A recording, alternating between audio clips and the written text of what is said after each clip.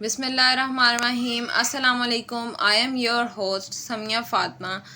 Our today's topic of presentation is effect of pregnancy on major organs. जैसा कि इस picture में show किया गया है कि ड्यूरिंग प्रेगनेंसी जब फीटस का साइज़ इंक्रीज़ होता है, यूट्रस का साइज़ इंक्रीज़ होता है, सारे के सारे मेजर बॉडीली ऑर्गन्स जो हैं उन पे प्रेशर भी इंक्रीज़ हो जाता है। पिक्चर में दिखाया गया है कि डायाफ्राम, लिवर, स्टमक और स्मॉल इंटेस्टाइन के ऊपर प्रेशर इंक्रीज़ है, जिसकी वजह से डिफरेंट प्रॉब्लम्स, सिम्टम्स और डिजीज़ अकर हो सकती हैं। फर्स्टली गैस्ट्रोएसोफेजियल रिफ्लक्स डिसऑर्डर आता है, जिसके अंदर हार्ट बर्न होता है। प्रेगनेंसी हार्मोन्स जो हैं ये रिलैक्स करते हैं लोअर एसोफेजियल स्मूथ मसल्स को and large uterus pushes on the stomach. So during this time period we need to avoid the excessive weight gain.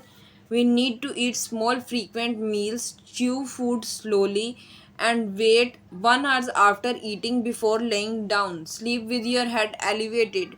Means हमें स्मॉल फ्रीक्वेंट मील्स का intake करना चाहिए, थोड़ी थोड़ी करके ग़िज़ा खानी चाहिए।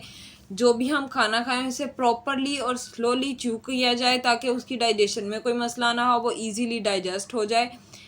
खाना खाने के बाद 1 घंटे तक हमें चलते फिरते रहना चाहिए, थोड़ी सी वॉक करनी चाहिए या बैठे रहना चाहिए। डायरेक्टली लेटना नहीं चाहिए क्योंकि ये भी हार्ट बर्न के इश्यूज कोज कर सकता है।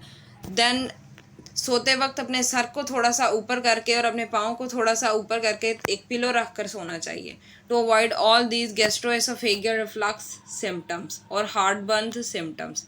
Now our second disease is constipation और कब्ज़ जिसे कहा जाता है उर्दू में। Pregnancy hormones cause the smooth muscles to relax, decrease हो जाती है, जिसकी वजह से जीआईटी की मोर्टेलिटी, गैस्ट्रो इंटेस्टाइनल ट्रैक की मोर्टेलिटी, जिसके रिजल्ट में कॉन्स्टिपेशन होती है। खाना ज़्यादा देर तक बॉडी के अंदर स्टे करता है, गैस्ट्रो इंटेस्टाइनल ट्रैक के अंदर स्टे करता है, जिसकी वजह से उसकी मूवमेंट नहीं होती और कॉन्स्टिपेशन कोज हो सकती है।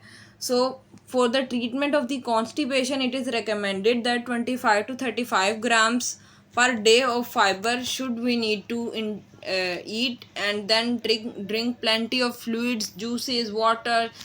ऐसी सब चीज़ों का इंटेक ज़्यादा करना चाहिए और फिज़िकली एक्टिव रहना चाहिए ताकि हमारी जो जीआई मोर्टेलिटी है वो सही रह सके, जीआईटी की ट्रैक के अंदर जो मूवमेंट होनी है फूड की वो सही रहे और उसकी डाइजेशन हो जाए।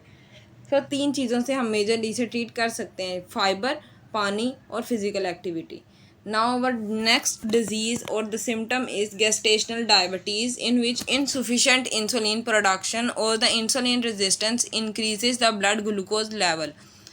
So for this treatment we need to require the strict diet plan, physical activity or major medications. Risk of delivering a large baby, risk of type 2 diabetes and overweight later in the life increase due to this. Then next is hypertensive disorder in which gestational hypertension occurs, जिसका कोई भी symptom नहीं होता, वो लाशऊरी तौर पर आपके blood pressure increase हो रहा होता है during your gestation period.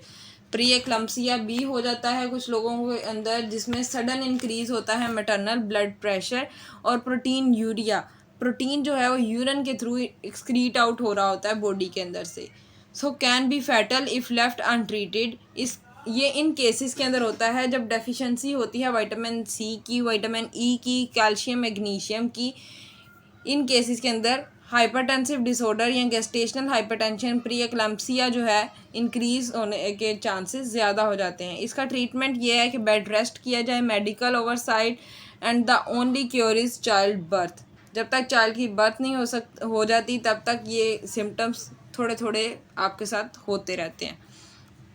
Then our next top part is food borne illnesses. Food borne illnesses का भी बहुत ज़्यादा चांस होता है, ख़तरा होता है during the pregnancy. Pregnancy alters करती है इम्यून सिस्टम को, more vulnerable to infectious disease, जिसके दौरान developing foetus at the high risk.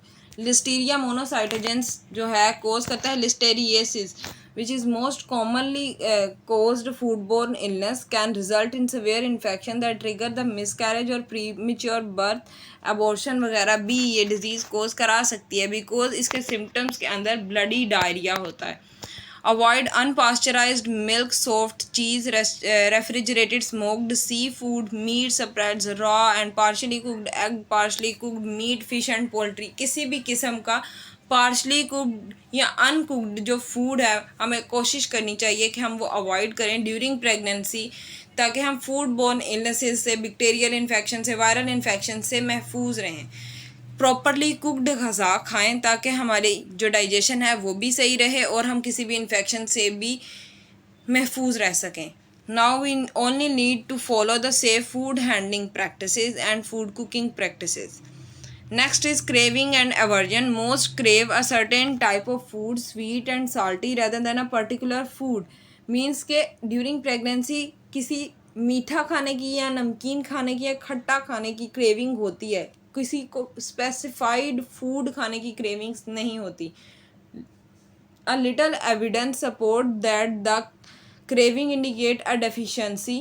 Different nutrients की, डिफरेंट माइक्रो न्यूट्रिएंट्स की, मैक्रो न्यूट्रिएंट्स की डेफिशिएंसी भी हो सकती है, जिस वजह से आपको बार बार क्रेविंग हो रही होती है। देन पिकअप करते हैं कुछ फीमेल्स के अंदर craving non food item like chalk, clay and ice. Food aversions are also very common. So thank you so much for listening me in this video.